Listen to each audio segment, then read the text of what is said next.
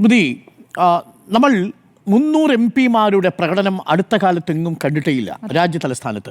അതിൽ എല്ലാ പ്രതിപക്ഷ MP-മാരും ഒറ്റക്കെട്ടായി നിന്നുകൊണ്ടാണ് ആ പ്രതിഷേധ പരിപാടിയിൽ പങ്കെടുക്കുന്നത്. മനോഹരമായ ചില കാഴ്ചകളൊക്കെ കണ്ടു. തൃണമൂൽ കോൺഗ്രസിൻ്റെ മിതാലിയെ രാഹുൽ ഗാന്ധി താങ്ങിപ്പിടിക്കുന്ന ദൃശ്യങ്ങൾ കണ്ടു.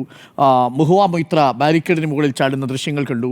ജോൺ ബിട്ടാസ് അടക്കമുള്ള നേതാക്കൾ അവിടെ നിൽക്കുന്നത് കണ്ടു. അങ്ങനെ പ്രതിപക്ഷം ഒരുമിച്ച് നിന്നുകൊണ്ട് ഏറെക്കാലത്തിനു ശേഷം ഒരു പ്രധാന വിഷയത്തിൽ ഊന്നിക്കൊണ്ട് രാജ്യവ്യാപകമായി പ്രതിഷേധം തുടരുകയാണ്. ഇന്നിപ്പോൾ മെഴുകുതിരി കത്തിക്കൽ പ്രതിഷേധമാണ് നടക്കുന്നത്. കേരളത്തിലടക്കം പ്രതിപക്ഷം കരുത്തരായോ? ഉറപ്പായിട്ടും പ്രതിപക്ഷം കരുത്തരായിട്ടുണ്ട്. പ്രതിപക്ഷം ഐക്യപ്പെട്ടിട്ടുണ്ട്. യഥാർത്ഥത്തിൽ ഈ കമ്മീഷൻ്റെ ഓഫീസിലേക്കുള്ള മാർച്ച് കഴിഞ്ഞ ദിവസം നടക്കുമ്പോൾ നേരത്തെ പറഞ്ഞതുപോലെ 300-ലേറെ MP-മാർ ഒരുമിച്ച് നിന്ന് ആ പ്രതിഷേധം, ആ കാഴ്ചകൾ നമ്മൾ തത്സമയം നൽകിയതാണല്ലോ. അതിനു മുൻപേ തന്നെ പാർലമെൻറ്റ് സമ്മേളനം തുടങ്ങുമ്പോൾ തന്നെ ഐക്യത്തിൻ്റെ സൂചനകൾ ഉണ്ടായിരുന്നു. ഒരുമിച്ചാണ് എല്ലാ വിഷയത്തിലും പ്രതികരിക്കുന്നത്. ഒരു എതിർ ശബ്ദവുമില്ല. അതിനു മുൻപ് തന്നെ യോഗം ചേരുന്നു. എല്ലാ നേതാക്കളെയും ഒരുമിച്ചിരുത്തിയുള്ള ചർച്ചകൾ നടക്കുന്നു. അപ്പോൾ അതിൽ പിൻനിരയിലായി പോയി ചിലർ എന്നുള്ള വാദമൊക്കെ BJP ഉയർത്തിയെങ്കിലും അതിലൊന്നും അവർ വീണിട്ടില്ല. അവരെല്ലാവരും ഐക്യപ്പെട്ടിരിക്കുകയാണ്. പല വിഷയങ്ങളിൽ വിഭിന്ന നിലപാടുകൾ പരസ്യമായി തന്നെ പറഞ്ഞിട്ടുള്ള ഇന്ത്യ മുന്നണി നേതാക്കൾ ഐക്യപ്പെടുന്നു എന്നുള്ളതാണ്. ഇന്ത്യ മുന്നണിയുടെ ഭാഗമായി, ഇന്ത്യ സഖ്യത്തിൻ്റെ ഭാഗമായി നിൽക്കാത്ത ആം ആദ്മി പാർട്ടിയും ഈ പ്രതിഷേധത്തിൻ്റെ ഭാഗമായിരിക്കുന്നു. ഈ വിഷയത്തിൽ ഇന്ത്യ സഖ്യത്തിനൊപ്പമാണ് എന്ന് പ്രഖ്യാപിക്കുകയും ചെയ്തിരിക്കുകയാണ്. ആ പ്രതിഷേധത്തിൻ്റെ തുടർച്ചയാണ് ഇന്നിപ്പോൾ മെഴുകുതിരി പ്രതിഷേധമായി, മെഴുകുതിരി കത്തിച്ചുകൊണ്ടുള്ള ഒരു സന്ദേശമായി രാജ്യത്തുടനീളം ഇപ്പോൾ നടന്നുകൊണ്ടിരിക്കുന്നത് തുടങ്ങിയെന്ന് തോന്നുന്നു. അപ്പോൾ അത് ഒരു പ്രധാനപ്പെട്ട കാര്യമാണ്. ഇനി അങ്ങോട്ട് അതാണ്. ഇനിയിപ്പോൾ ബീഹാറിൽ വലിയ 2 ആഴ്ച നീളുന്ന പ്രതിഷേധ പരിപാടികൾ നടക്കാനിരിക്കുന്നു. അങ്ങനെ ഒരുപാട് കാര്യങ്ങളുണ്ട്. അപ്പോൾ ഉന്നയിക്കപ്പെടുന്ന വിഷയങ്ങളിൽ ഇപ്പോൾ രാഹുൽ കൊണ്ടുവന്ന തെളിവുകളിൽ ഒരു തരത്തിലും അത് തള്ളാൻ കഴിയില്ലല്ലോ. തെളിവുകളായിട്ട് തന്നെയാണല്ലോ പുറത്തു വന്നത്. അത് ആരോപണമല്ല. ആ തെളിവുകളിൽ എന്ത് മറുപടിയാണ് തെരഞ്ഞെടുപ്പ് കമ്മീഷന് നൽകാനുള്ളത്? തെരഞ്ഞെടുപ്പ് കമ്മീഷൻ എന്തുകൊണ്ട് അതിൽ നിശബ്ദമായിരിക്കുന്നു എന്നുള്ള ചോദ്യം. നിശബ്ദമല്ല, പറയുന്ന മറുപടികളൊന്നും വ്യക്തതയുള്ളതല്ല, ചോദ്യങ്ങൾക്കല്ല ഉത്തരം വരുന്നത്.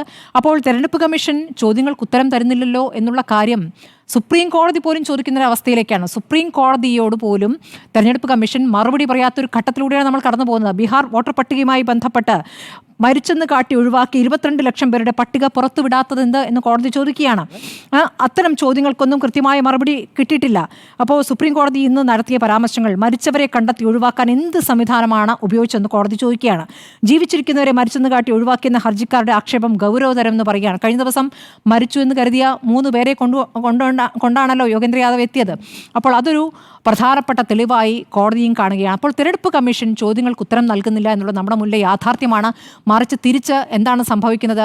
ഇവിടെ പ്രിയങ്ക ഗാന്ധി അല്ലെങ്കിൽ രാഹുൽ ഗാന്ധിയുടെ മണ്ഡലത്തിലേക്ക് പോകണം, അവിടെ കള്ളവോട്ട് നടന്നിട്ടുണ്ട്, വ്യാജ വോട്ടർമാരുണ്ട് എന്ന വാദം ഉയർത്തുന്നു. അങ്ങനെ വയനാട്ടിൽ മൈമൂന 3 വോട്ട് ചെയ്തു എന്നൊരു കാര്യം പറഞ്ഞുകൊണ്ടാണ് അനുരാഗ് ഠാക്കൂർ വാർത്താസമ്മേളനം നടത്തുന്നത്. അനുരാഗ് ഠാക്കൂർ പല ആരോപണങ്ങൾ ഉന്നയിക്കുകയാണ്. നമ്മൾ മനസ്സിലാക്കേണ്ടത്, രാഹുൽ ഗാന്ധി 6 മാസം എടുത്ത് കഷ്ടപ്പെട്ട് ഒരു മണ്ഡലത്തിലെ രേഖകൾ, കടലാസുകൾ മുഴുവൻ പരിശോധിച്ച് കണ്ടെത്തിയ തെളിവുകൾ എങ്ങനെയാണ് അനുരാഗ് ഠാക്കൂറിന് എവിടെ നിന്നാണ് തെളിവുകൾ ലഭിച്ചത്? തെരഞ്ഞെടുപ്പ് കമ്മീഷൻ അപ്പോൾ ഡിജിറ്റൽ രേഖകൾ അനുരാഗ് ഠാക്കൂർ നൽകിയോ? സംശയമാണല്ലോ. അങ്ങനെ കൊടുത്തതിൻ്റെ അടിസ്ഥാനത്തിലാണെങ്കിൽ അത് പൊളിയില്ല. മൈമൂനയുടെ കാര്യം, 3 മൈമൂനമാർ, ഏറനാട് മണ്ഡലത്തിലെ മൈമൂനയ്ക്ക് 3 വോട്ട്, 115, 135, 182 ബൂത്തുകളിൽ വോട്ട് എന്നായിരുന്നു ആരോപണം. പക്ഷേ ആ 3 പഞ്ചായത്തിൽ ഉള്ള 3 മൈമൂനമാരാണ് എന്നുള്ള കാര്യം തെളിഞ്ഞു കഴിഞ്ഞത് മാധ്യമങ്ങൾ തന്നെ കണ്ടെത്തി. ഒന്ന് അരീക്കോടും കാവന്നൂരും കുഴിമണ്ണയിലുമുള്ള 3 പേരാണെന്ന് കണ്ടെത്തി. അപ്പോൾ ഇങ്ങനെയാണ് അവിടെ നിൽക്കുന്നത്. തിരിച്ചുള്ള ആരോപണങ്ങൾ ഉന്നയിക്കുന്നു. അങ്ങനെയെങ്കിൽ ഇപ്പോൾ മോദിയുടെ മണ്ഡലത്തിലേക്ക് പോകാൻ തയ്യാറുണ്ടോ, അവിടുത്തെ വോട്ടർ പട്ടികയുടെ കാര്യങ്ങൾ പുറത്തുവിടാൻ തയ്യാറുണ്ടോ എന്നുള്ള തിരിച്ചുള്ള ചോദ്യവും പവൻ ഖേരയെ പോലുള്ള കോൺഗ്രസ് നേതാക്കൾ ചോദിക്കുമ്പോൾ ആ വെല്ലുവിളി ഏറ്റെടുക്കാൻ BJP തയ്യാറാകുന്നുണ്ടോ എന്നുള്ളതാണ്. ചില ഘട്ടങ്ങളിൽ വരുമ്പോൾ BJP പറയുന്നു, ഞങ്ങളല്ല തെരഞ്ഞെടുപ്പ് കമ്മീഷനാണ് പറയേണ്ടത്, ഞങ്ങൾക്ക് ഇതിൽ കാര്യമില്ല എന്ന് പറഞ്ഞു. തിരിച്ച് അപ്പുറത്ത് വാദങ്ങൾ ഉന്നയിക്കാൻ നോക്കുന്നു, ആരോപണം ഉന്നയിക്കാൻ നോക്കുന്നു. ഇതൊരു വലിയൊരു ക്യാമ്പയിനായി മാറിക്കഴിഞ്ഞിരിക്കുന്നു. കാരണം സമൂഹ മാധ്യമങ്ങളിലെല്ലാം തന്നെ ഇത് വിശദീകരിച്ചുകൊണ്ട് വീഡിയോകൾ, ഒരുപാട് യുവാക്കൾ അതിലേക്ക് വരുന്നു. ഇനി രാഹുൽ ഗാന്ധി തുടങ്ങിയിരിക്കുന്ന വെബ്സൈറ്റിലേക്ക് ഒരുപാട് പരാതികൾ വരുന്നു. ലക്ഷക്കണക്കിന് പരാതികളാണ് വരുന്നത്, തെളിവുകളാണ് വരുന്നത്. അപ്പോൾ അതൊരു സമഗ്രമായ അതിൻ്റെ ചിത്രം ഇനിയും ഇവർ പുറത്തുവിടാനിരിക്കുന്നതേ ഉള്ളൂ. കാരണം അതിൻ്റെയൊക്കെ കാര്യങ്ങൾ പരിശോധിക്കേണ്ടതുണ്ട്. അപ്പോൾ വലിയ രീതിയിൽ ഇതിപ്പോൾ പറയുന്ന കോൺഗ്രസ് പാർട്ടി അല്ലെങ്കിൽ CPM പാർട്ടി എന്ന നിലയ്ക്കല്ല, യുവാക്കൾ അതിൻ്റെ സത്യാവസ്ഥ പുറത്തറിയണമെന്ന രൂപത്തിൽ പ്രതികരിച്ചു തുടങ്ങിയിരിക്കുന്നത്. വലിയ രീതിയിൽ സ്വാധീനം ചെലുത്താൻ അത് കഴിഞ്ഞിട്ടുണ്ട് എന്നുള്ളതാണ്. സാധാരണ ജനങ്ങൾ ഞങ്ങളുടെ വോട്ട് കള്ളവോട്ടായി പോകുന്നുണ്ടോ, ഞങ്ങൾ ജയിപ്പിക്കാൻ നിശ്ചയിച്ചവരല്ലേ ജയിച്ച് വന്ന് നമ്മളെ ഭരിക്കുന്നത് എന്ന ചോദ്യം ഉയർത്തുമ്പോൾ, ഇവിടെ ജനാധിപത്യം മരിക്കുകയാണോ, ജനാധിപത്യത്തിലാണോ നമ്മൾ നിൽക്കുന്നത് എന്ന സംശയം ഉയരുമ്പോൾ സ്വാഭാവികമായും ഇന്ത്യ ഒന്നിക്കും. അതാണ് ഇപ്പോൾ സംഭവിച്ചുകൊണ്ടിരിക്കുന്നത്. അപ്പുറത്തെ വാദങ്ങൾ ദുർബലമായി പോകുന്നു.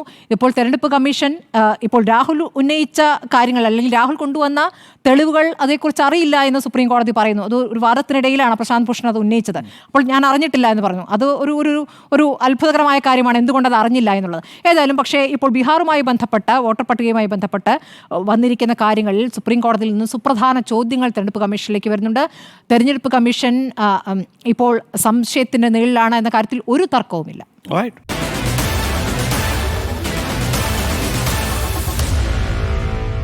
Meet the editors.